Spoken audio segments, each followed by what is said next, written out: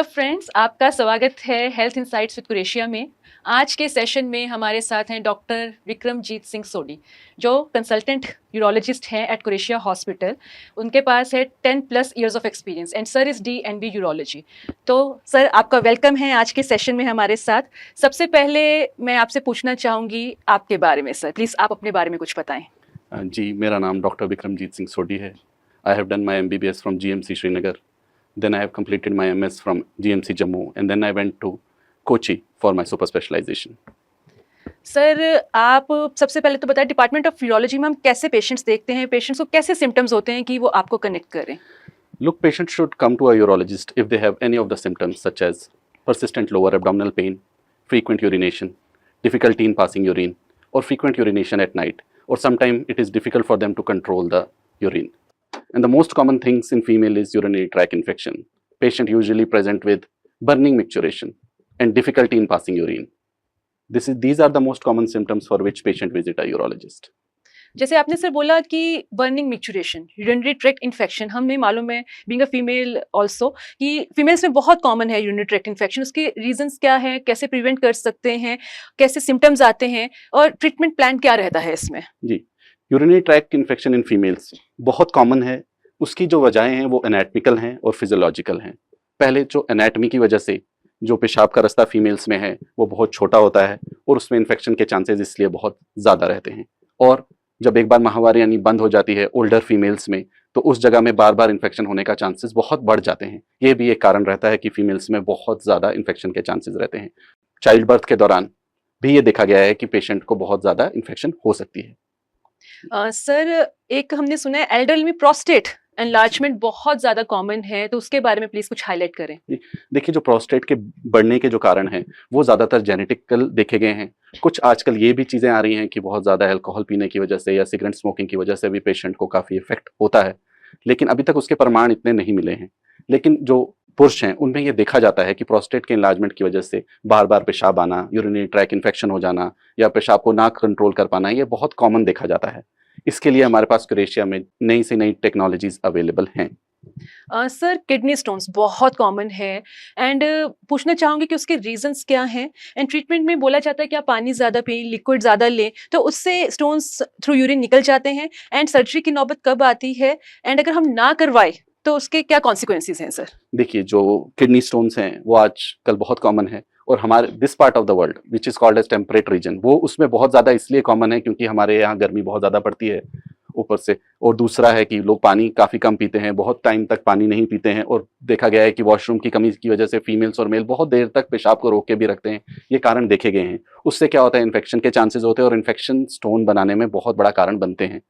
इसमें अगर आप स्टोन को नहीं निकालेंगे तो किडनी पे प्रभाव पड़ने के बहुत ज़्यादा चांसेस रहते हैं और लास्ट में ऐसा होता है कि किडनी पूरी की पूरी खराब भी हो जाती है। सर, पूछना चाहूँगी कुरेशिया हॉस्पिटल में डिपार्टमेंट ऑफ यूरोलॉजी के बारे में। सर कुछ हाईलाइट करें प्लीज़। देखिए, जो कुरेशिया हॉस्पिटल में हमारे पास यूरोलॉजी के सारे जितने भी प्रोसीजर है, मिनिमल इन्वेसिव, लेप्रोस्कोपिक, सारे अवेलेबल हैं। किडनी स्टोन के लिए हम RIRS करते हैं, जो है रेट्रोग्रेड इंट्रारीनल सर्जरी, जिसमें बिना चीरे के हम किडनी स्टोन को निकाल देते हैं और पेशेंट की रिकवरी बहुत फास्ट होती है और उसमें पेन भी बहुत मिनिमल रहती है। फिर जैसे पुरुष हैं जो 50 से 60 से ऊपर हैं, उनको प्रोस्टेट की बहुत कॉमन प्रॉब्लम रहती है।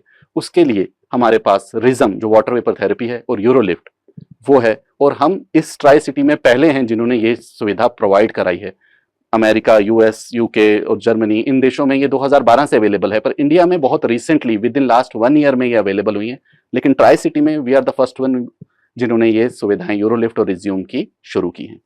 डेफिनेटली सर, साइंस ने, मॉडर्न साइंस ने बहुत एडवांस कर लिया है और टेक्नोलॉजी आपने RIRS और यूरोलिफ्ट आपने मेंशन किया है। यूरोलिफ्ट के बारे में आप थोड़ा सा ज़्यादा हमारे अगर व्यूअर्स को बता पाएँ तो sir. Eurolift is a tremendously marvelous procedure for benign enlargement of prostate. In this, what we do is we basically use implants that will lift and hold the prostate away from the urinary tract, and that will lead to decrease in the frequency of micturition and all other symptoms. And the second thing is, it will not impact your sexual function. It is a very quick procedure, takes minimal time. It is an OPD procedure, and without any anesthesia, you can do this procedure, and you can go back to your normal activity as soon as possible.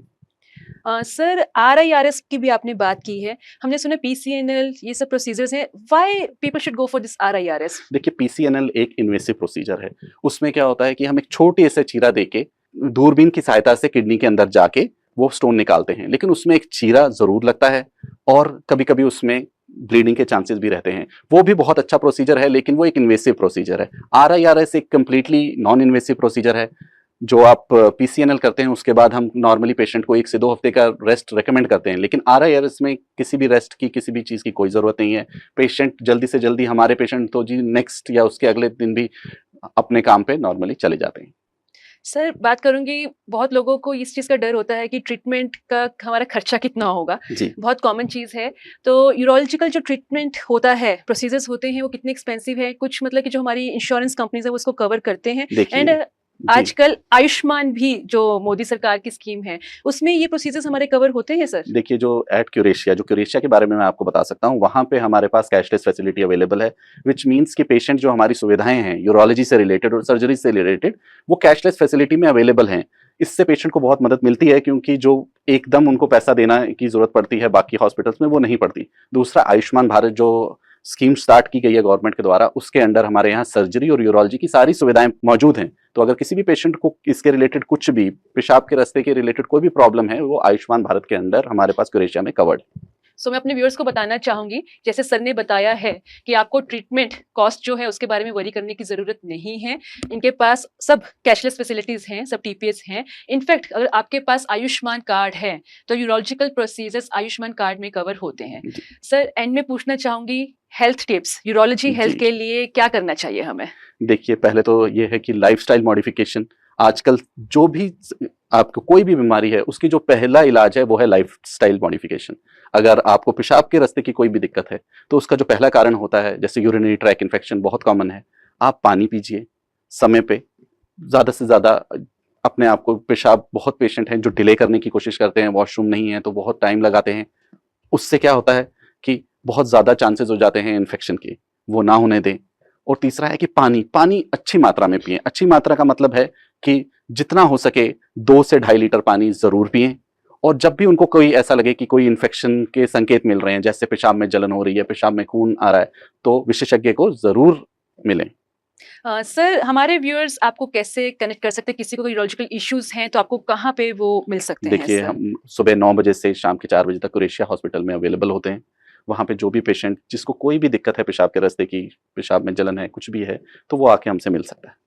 So thank you so much sir. तो मैं अपने viewers को बताना चाहूंगी, it was about department of urology. Urological symptoms क्या रहते हैं sir ने बताया हमें, प्रिवेंटिव टिप्स भी हमें बताए हैं, हेल्पफुल टिप्स क्या रहते हैं, यूरोलॉजिकल इश्यूज ना हो। इसके अलावा कुछ भी मेडिकल क्वेरीज अगर व्यूअर्स की हैं तो वो नीचे दिए गए नंबर पे कनेक्ट कर सकते हैं, हॉस्पिटल कस्टमर केयर नंबर पे। एंड आज के सेशन में इतना ही, फिर से मिलेंगे नेक्स्ट सेशन में हमारे और डॉक्टर के साथ में। Thank you so much.